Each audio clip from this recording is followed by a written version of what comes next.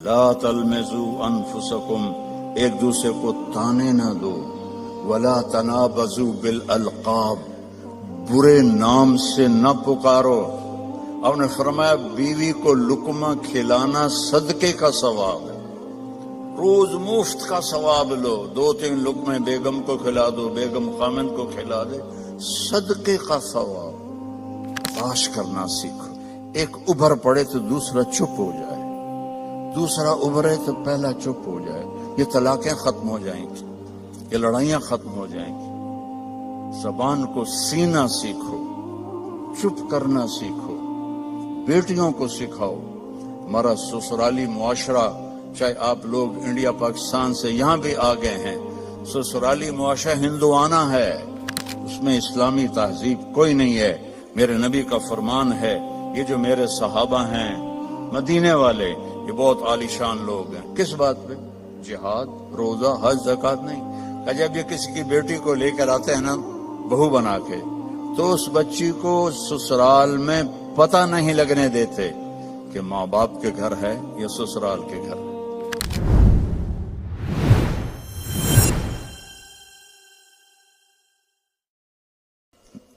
اگر آپ گھروں میں محبت کی زندگی گزارنا چاہتے ہیں، تانا دینا چھوڑ دیں۔ لا تلمزوا انفسکم، میرے رب کہہ رہا ہے، لا تلمزوا انفسکم، ایک دوسرے کو تانے نہ دو، ولا تنابزوا بالالقاب، برے نام سے نہ پکارو۔ یہ تو بڑی موٹی ہے، یہ تو بڑی چھوٹی ہے، اس کا تو ناک ہی سیدھا کوئی نہیں، اگر وہ کہتوں ہی کالا ٹٹ حبشی ہیں تو لڑائی تو ہو جائے گی۔ میرے نبی نے ہمیں زندگی اس طرح سکھائی۔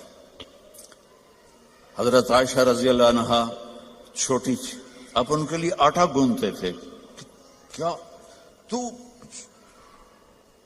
آپ کی شان سناؤں قرآن سے، والنجم اذا ہوا ما ضل صاحبكم وما غوا وما ينطق عن الهوى ان هو الا وحي يوحى علمه شديد القوى ذو مرة فاستوى وهو بالافق الاعلى ثم دنا فتدلى فكان قاب قوسين او ادنى۔ اتنی بڑی شان والا آٹا گوندھ رہا ہے، جھاڑو دے رہے ہیں۔ 9 بیویاں زندہ تھیں، اپنے کپڑے خود دھوتے تھے، پھٹ جاتا خود سیتے تھے، جوتا پھٹ جاتا خود بیٹھ کے سیتے تھے۔ آپ اپنا جوتا سی رہے تھے اور حضرت عائشہ چرخہ چلا رہی تھی۔ اب چرخہ، آپ کو کیا پتا چرخہ کیا ہوتا ہے؟ کسی عورت کو پتا ہے؟ اوہ بڑے ہاتھ شاید، شاباش۔ تو ہمارے بچپن میں وہ ہماری ماں نوکرانیوں کو ایسے لائن میں بٹھایا ہوتا تھا اور وہ چرخے کاٹ رہی ہوتی تھی، پھر اس سے وہ کپڑا بناتے تھے ہمارے جولاہے۔ تو آپ چرخہ کاٹ رہی تھی اور اللہ کے نبی جوتا اپنا سی رہے تھے۔ عائشہ میرا جوتا بھی سی دو، نہیں خود سی رہے تھے۔ تو آپ کے ماتھے پر پسینہ آ گیا، پسینے میں سے نور نکل رہا، اور چونکہ جب روشنی پانی سے گزرتی ہے تو 7 رنگوں میں تقسیم ہو جاتی ہے، تو وہ رنگین شعائیں نکل رہی تھیں۔ تو حضرت عائشہ کا ہاتھ وہیں رہ گیا اور ایسے دیکھ رہی۔ تو تھوڑی دیر بعد اللہ کے نبی نے محسوس کیا کہ عائشہ کا چرخہ نہیں چل رہا، تو آپ نے آنکھ اٹھا کے دیکھا، عائشہ خیریت؟ چرخہ بند کر دیا؟ تو انہوں نے فی البدی شعر پڑھا، وَإِذَا نَظَرْتَ إِلَىٰ أَسِرَّةِ وَجْهِهِ حَلِلَتْ كَمَا تَحِلُّ الْبَدْرُ الْجَلِيُّ۔ میں جب آپ کے ماتھا انور کو میں نے دیکھا تو مجھے لگا جیسے 14ویں کے چاند سے روشنی نکل رہی ہے۔ تو آپ نے کہا عائشہ تو نے مجھے خوش کر دیا۔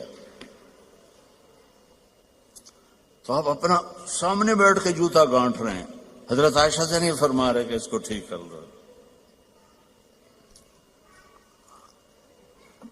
محبت کے طور پر ان کو لقمے کھلا رہے ہیں. آپ نے فرمایا بیوی کو لقمہ کھلانا صدقے کا ثواب ہے. روز مفت کا ثواب لو، 2-3 لقمے بیگم کو کھلا دو، بیگم خامند کو کھلا دے، صدقے کا ثواب. یہ میرے نبی نے ہمیں گھر کی زندگی سکھائی ہے، یہ گھر کی زندگی ہے. اور آپ میاں بیوی کے ذمے ہے ایک دوسرے کو اظہار محبت کرو. رشتے محبت کا اظہار سے پلتے ہیں. ایک آپ کو واقعہ سناتا ہوں. عرب میں بیوی سے عشق کا بتانا بہت عیب تھا. ہمارے ملک میں بھی ہے، رن مرید ہو گئے تو رن مرید ہو گئے، بیوی دے پیچھے لگ گیا. تو اور گرل فرینڈ کے لیے اشعار تھے، اشعار کھلم کھلا شعر پڑھتے تھے. ہم کو 2-4 شعر سناتا ہوں. وَهَلْ تَبْكِينَ لَيْلَا، لیلا مجنو کا نام تو سنا ہوا نا. تو یہ مجنو تو ہمارے یہاں مشہور، اس کا نام تھا توبہ. توبہ کم توبہ لا نہیں کی تھا، نہ توبہ ہے یودا. قبیلہ اس کا خفاجی تھا اور لیلا کا قبیلہ اخیلیہ تھا. تو کھلم کھلا کہہ رہا ہے وَهَلْ تَبْكِينَ لَيْلَا إِذَا مِتُّ قَبْلَهَا وَقَامَ عَلَى قَبْرِ النِّسَاءُ النَّوَائِحُ. یہ ایک شعر ہو گیا، اس میں لیلا کا نام. كَمَا لَوْ أَصَابَ الْمَوْتُ لَيْلَا بَكَيْتُهَا وَجَادَ لَهَا دَمْعٌ مِّنَ الْعَيْنِ صَافِحُ. کوئی شرم نہیں آ رہی اسے کہ وہ ایک جس لڑکی سے وہ شادی بھی نہیں ہوئی اس کے لیے وہ شعر پڑھ رہا ہے. اور بیوی توبہ توبہ توبہ. اب اس ماحول میں آپ مسجد نبوی میں بیٹھے ہیں اور مجمع بیٹھا ہوا ہے اور ایک شخص آتا ہے، وہ آپ سے زور سے پوچھتا ہے من احب الناس الیک یا رسول اللہ، آپ کو سب سے زیادہ کس سے پیار ہے یا رسول اللہ؟ تو آپ کہتے عائشہ. کان میں کہتے عائشہ. آپ نے زور سے کہا عائشہ سے مجھے سب سے زیادہ پیار ہے. وہ تو ہل گیا، سارے ہی ہل گئے. ایک ہی نبیوں کے بیوی نال ایڈا عشق. تو انہوں نے فوراً بات بدلی، نہیں نہیں نہیں یا رسول اللہ، میرا مطلب ہے مردوں میں سب سے زیادہ کس سے پیار ہے. تو آپ کو پتہ چل گیا نو گل ہضم نہیں ہوئی. آپ نے کہنا تھا ابو بکر سے، تو آپ نے فرمایا عائشہ کے ابا سے مجھے اس کے بعد سب سے زیادہ پیار. یہ زندگی ہے، اللہ کی قسم اس سے کوئی پیسہ نہیں لگتا اور آپ کی زندگی خوشحال ہو جائے. برداشت کرنا سیکھو.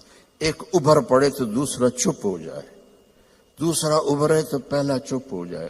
یہ طلاقیں ختم ہو جائیں گی، یہ لڑائیاں ختم ہو جائیں گی. زبان کو سینا سیکھو، چپ کرنا سیکھو. بیٹیوں کو سکھاؤ.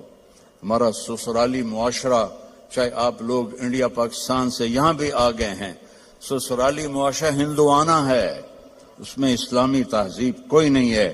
میرے نبی کا فرمان ہے، یہ جو میرے صحابہ ہیں مدینے والے، یہ بہت عالی شان لوگ ہیں. کس بات پہ؟ جہاد، روزہ، حج، زکوٰۃ نہیں. کہ جب یہ کسی کی بیٹی کو لے کر آتے ہیں نا بہو بنا کے، تو اس بچی کو سسرال میں پتہ نہیں لگنے دیتے کہ ماں باپ کے گھر ہے یا سسرال کے گھر ہے. اور ہمارے ماحول میں آتے ہی ٹیسٹ شروع ہو جاتا. میں آپ کو اپنے گھر کا لطیفہ سناتا ہوں. شروع سے نوکر چاکروں میں آنکھ کھلی، اللہ نے رزق دیا. ماں باپ کی طفیل، اللہ نے ایک اچھے گھرانے میں پیدا کیا، بڑے خاندان میں، رزق کی فراوانی. اور ہمارے والد میری ماں کو چولہے پہ نہیں بیٹھنے دیتے تھے، نوکرانیاں کریں نوکر کریں. ٹھیک ہے، میری شادی ہو گئی.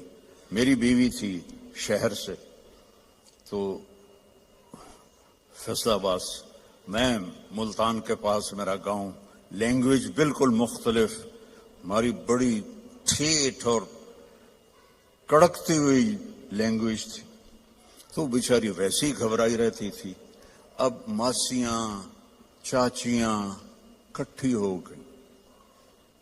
ذرا سننا.